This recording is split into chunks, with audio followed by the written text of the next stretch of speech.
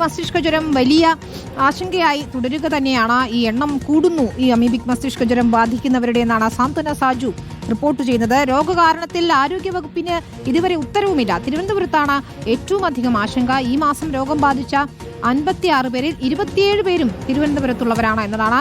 സാന്ത്വന സാജു ചേരുന്നു. സാന്ത്വന, എന്താണ് ഇപ്പോൾ ഇതിന്റെ കണക്കുകൾ സൂചിപ്പിക്കുന്നത്? ഉറവിടം കണ്ടെത്താനാകുന്നില്ല. പലപ്പോഴും ഇത്ര വേഗം ഈ രോഗം പടരുന്നതിന്റെ കാരണവും ആരോഗ്യവകുപ്പിന് ഇതുവരെ കണ്ടെത്താനായിട്ടില്ല, അല്ലേ?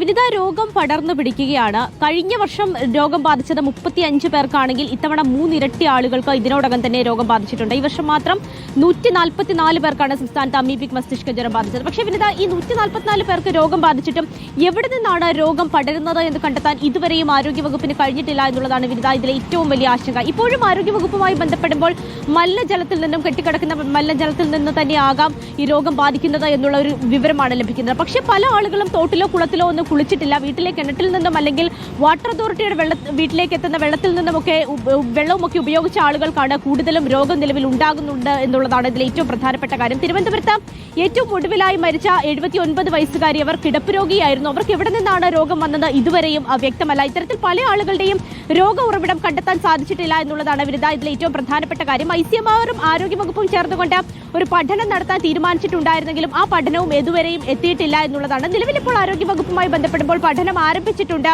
അതുമായി ബന്ധപ്പെട്ട ഫീൽഡ് സ്റ്റഡീസ് ഒക്കെ ആരംഭിച്ചിട്ടുണ്ട് എന്നാണ് ആരോഗ്യവകുപ്പ്.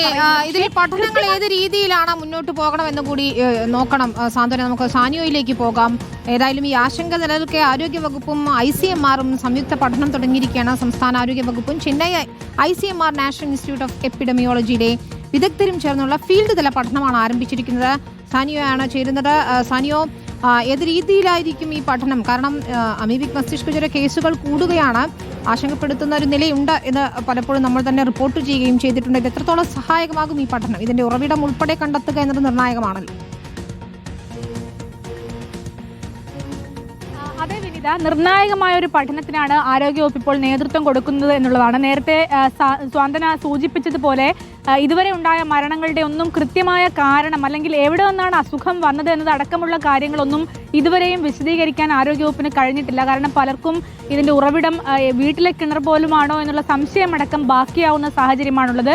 ആ സാഹചര്യത്തിലാണ് ICMR-ഉം സംസ്ഥാന ആരോഗ്യവകുപ്പും കൂടി ചേർന്നുകൊണ്ട് നാഷണൽ ഇൻസ്റ്റിറ്റ്യൂട്ട് ഓഫ് എപ്പിഡമിയോളജി വിദഗ്ധരും ചേർന്നുള്ള ഫീൽഡ് തല പഠനത്തിന് നേതൃത്വം കൊടുക്കുന്നത്. ആ പഠനം ഇപ്പോൾ കോഴിക്കോട് ആരംഭിച്ചു കഴിഞ്ഞു എന്നാണ് നമുക്ക് മനസ്സിലാക്കാനാവുന്നത്. അടുത്തതായി തിരുവനന്തപുരം, കൊല്ലം, മലപ്പുറം ജില്ലകളിലും പഠനം നടത്തും. ഈ ജില്ലകളിലൊക്കെ ആയിരുന്നു നേരത്തെ കൂടുതലായി അമീബിക് മസ്തിഷ്ക ജ്വരം കേസുകൾ റിപ്പോർട്ട് ചെയ്യപ്പെട്ടിട്ടുള്ളത്. ആരോഗ്യവകുപ്പിന് 2024 ഓഗസ്റ്റ് മാസത്തിലെ കണക്ക് പ്രകാരം കേരളത്തിലെയും ICMR പോണ്ടിച്ചേരി എന്നിവിടങ്ങളിലെയും വിദഗ്ധരെയൊക്കെ പങ്കെടുപ്പിച്ചുകൊണ്ട് ഒരു വർക്ക്ഷോപ്പ് അടക്കം നടത്തുന്ന സാഹചര്യമുണ്ടായിരുന്നു. ആരോഗ്യവകുപ്പ് പറയുന്നത് 99% മരണനിരക്കുള്ള ഒരു അസുഖമാണിത്. പക്ഷേ കേരളത്തിൽ 24% പിടിച്ചു നിർത്താൻ കഴിഞ്ഞത് ആരോഗ്യവകുപ്പ് ചെയ്ത നല്ല കാര്യങ്ങൾ കൊണ്ടാണെന്നാണ് വകുപ്പ് പറയുന്നത്.